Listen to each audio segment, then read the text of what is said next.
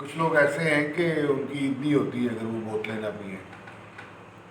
अगर आप बाज़ारों में चल जाएं तो हर तरफ बोतलें ही बोतलें खुली पड़ी हैं और लोग ईद मना रहे हैं बोतलें पी पी के। उनके लिए एक नज़म है, बोतल मगामा बोतल पी लै, बोतल मगामा बोतल पी लै, टस्पी पी लै,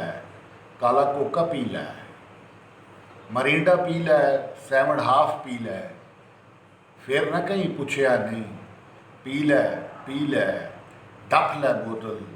फिर ना कहीं पुछया नहीं, रोंदा है ईद मनावन नूं, पी लै सारियां बोतलां तू पी लै। अब्बे दी भी बोतल तू पी लै, निक्के काके दी बोतल तू भी पी लै, तू हुण दवा दब पूरे इलाके दी बोतलां पी लै।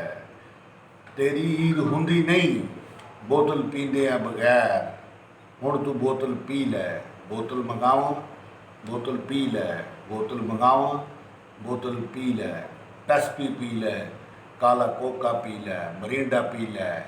सेवन हाफ पी लै, फिर ना कहीं पुछया नहीं ईद आले दिन, फिर ना कहीं पुछया नहीं ईद आले दिन, बोतल मंगावा पी लै, टस्पी पी लै, काला कोका पी लै, मरिंडा पी लै, सेवन हाफ पी लै, फिर ना कहीं ईद आले दिन पुछया नहीं, फिर ना कहीं ईद आले दिन तेनों पुछया नहीं, बोतल पी लै, बोतल पी लै, बोतल पी लै ना बोतल।